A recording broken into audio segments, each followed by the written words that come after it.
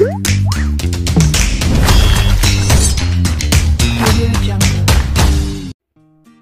मित्रांनो, मी रुपाली आणि आपलं स्वागत आहे खमंग चुलीवरची चव या YouTube चॅनलवर. करतोय श्री गणेशा म्हणून आम्ही सर्वप्रथम गोडाचा शिरा आणि झटपट गोडाचा शिरा असा होईल असा आम्ही एक रेसिपी शेअर या रेसिपीला सुरुवात करत आहोत. सर्वप्रथम मी तुम्हाला साहित्य सांगते. 1 वाटी रवा, 1 वाटी साखर, 1 वाटीला थोडी कमीच आहे साखर, 4 वेलदोडे घेतलेले आहेत, 1 लवंग घेतलेली आहे. तेलामध्ये करणार आहोत तर थोडंसं तेल, मीठ, काजू, बदाम आणि लागणार आहे आपल्याला थोडंसं पाणी. तर आपण सुरुवात करणार आहोत आपल्या कृतीला. सर्वप्रथम आपण एक पाणी गरम करण्यासाठी पातेलं ठेवलेलं आहे. त्या पातेल्यामध्ये आपण ओतणार आहोत 2 वाटी पाणी.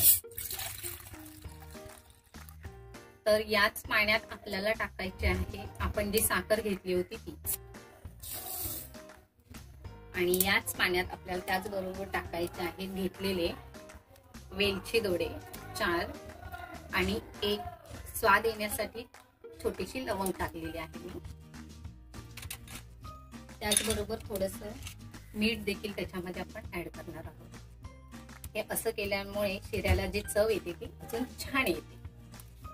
तर याला आपण एक उकळी काढून आतमधली साखर विरघळेपर्यंत पाणी उकळणार आहोत. तर त्यासाठी आपण झाकण देऊया.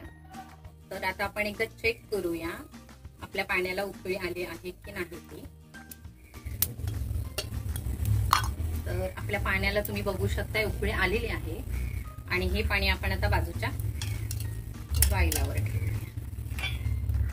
त्याचबरोबर आता आपण इथे ठेवणार आहोत एक कढई तापत.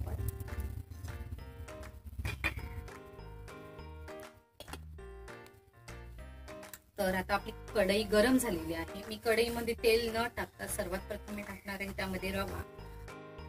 तर आपली कढई आता तापलेली आहे आणि त्यामध्ये मी सर्वप्रथम तेल न टाकता सर्वप्रथम टाकत आहे मी रवा.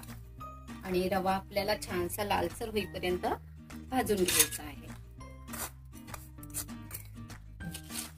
आणि आपल्याला हा जो रवा आहे खरपूस आणि खमंग असा भाजून घ्यायचा आहे. जवळपास 4 ते 5 मिनिट रवा व्यवस्थित भाजून घ्यायचा आहे.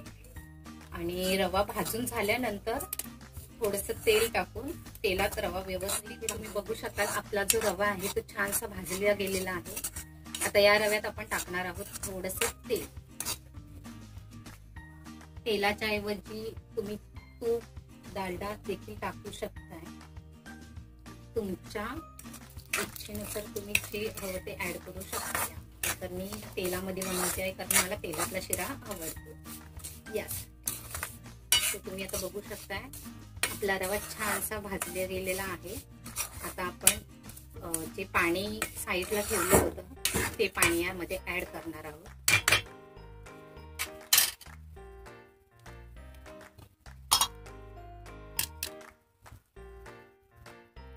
तर आता हे पाणी आपण ऍड करणार.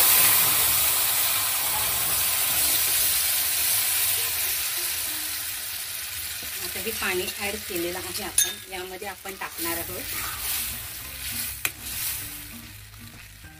थोडेसे काजूगर, थोडेसे बदाम. बदाम आणि काजू हे ऑप्शनल आहेत. तुम्ही टाकावेसे वाटले तर टाकू शकता ॲज अ ऑप्शनल.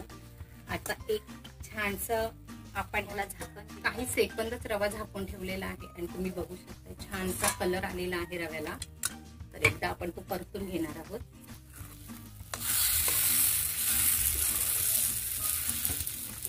छानसा असा सुटसुटीत रवा झालेला आहे तयार.